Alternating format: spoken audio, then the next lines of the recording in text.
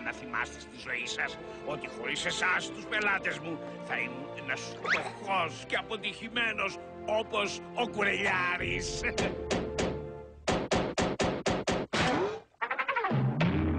Δεν έχετε κουκούτσι μυαλό εσείς οι δυο, δεν καταλαβαίνετε. Αν συνεχίσετε να έρχεστε από εδώ, θα μου διώξετε όλους τους νορμάλ πελάτες μου. Ακούστε εσείς, έχω δουλέψει πολύ σκληρά για να πετύχει αυτή η επιχείρηση και ίσα που τα βγάζω πέρα με τα βασικά. Ήρθε κιόλας η ώρα να παραιτηθώ. Με συγχωρείτε λοιπόν, αλλά είναι ώρα να απολαύσω τις χαρές της ζωής.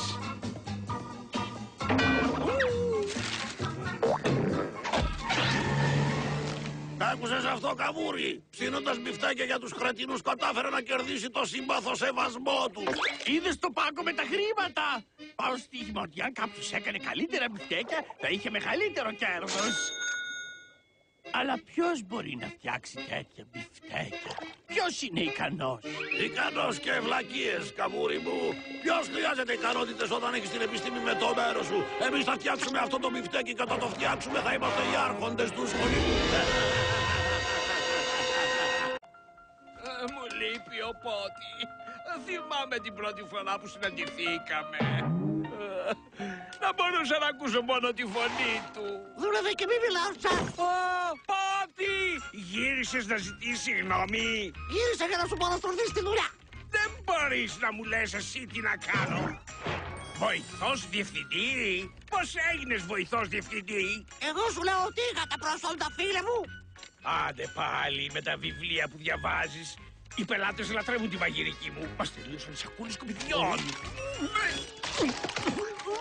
Ω Πότη, τι κάνω λάθος? Απλά χρειάζεται εξάσκηση.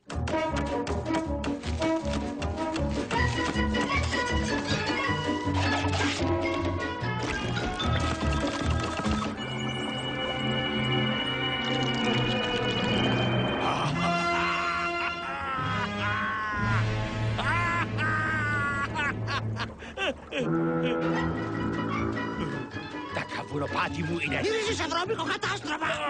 Θα τα δοκιμάσω εγώ.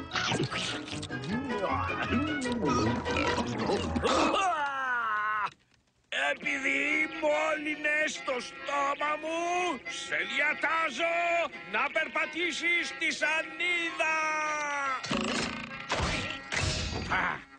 Πάω στοίχημα ότι ούτε ο Μπομπ κατάφερε να φτιάξει ένα τέτοιο καβουροπάτι.